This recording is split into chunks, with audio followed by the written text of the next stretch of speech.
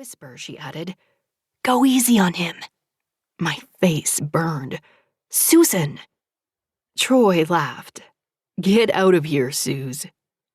When she was gone, he nodded toward the bar, and I followed him. After he'd ordered, he said, "Sounds like you're getting a taste for some of the local beers." Blame Susan. She brought me out a few times when we met, made me try something other than my usual. Which was Budweiser? He wrinkled his nose. Then thank God she showed you the light. The bartender set our pint glasses in front of Troy, who then passed one to me. Troy sipped his. "So, how do you know Susan?"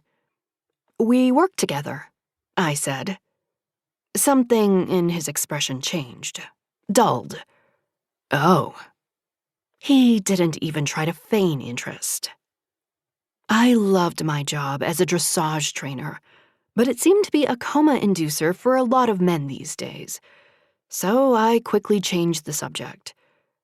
"What do you do?" That brought him back to life. "I manage commercial properties." He squared his shoulders and puffed out his chest. "Mostly here in Seattle, but I'm working on getting into the east side, so it's..." He did a double take, glancing at something over my shoulder. "Oh, damn, that was fast. Looks like the game's back on." His smile was just patronizing enough to set my teeth on edge. "It was nice meeting you, though, Dani." And with that, he shook my hand again and then walked back to the other side of the room, where a few of the guys were focused on a Yankees-Cubs game. I watched, slack-jawed. This is the man who was supposed to be perfect for me? I rolled my eyes and cursed under my breath before lifting my glass to my lips again. Oh well, at least I got a free beer out of it. Though it didn't do much for my ego, it was probably just as well.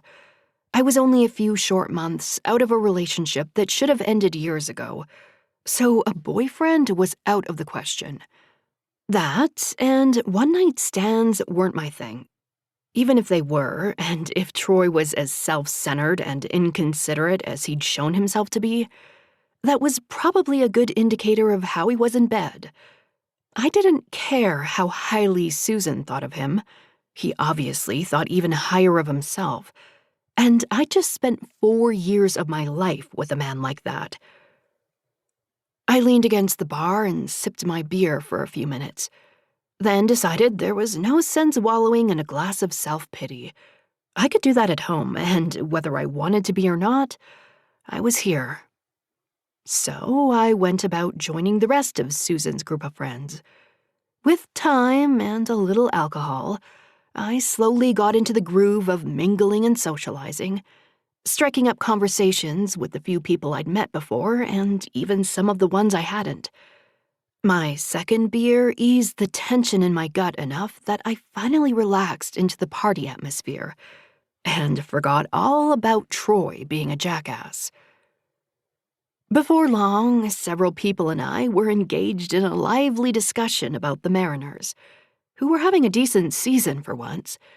Beer bottles rose and fell with the wild gestures of inebriated sports fans, and I narrowly missed getting an ice-cold Miller Lite down the front of my shirt. Sorry. The guy flashed perfect white teeth and gave me a quick, conspicuous once-over. I didn't mind. I gave him the same look, allowing myself a moment to indulge in a few fantasies about what he was packing in those tight jeans. We exchanged a couple flirtatious looks, then resumed the beer-swinging baseball discussion. Although I wasn't particularly loyal to the Mariners, given that this wasn't my hometown, I knew and loved the sport. There were worse ways to spend an evening, I decided, than drinking beer over stats and scores. Maybe this wasn't such a bad idea after all. At least I was out of the house. Cheering on the opposite side of the room drew everyone's attention. Our heads turned as one to see what the commotion was about. And that's when I saw him.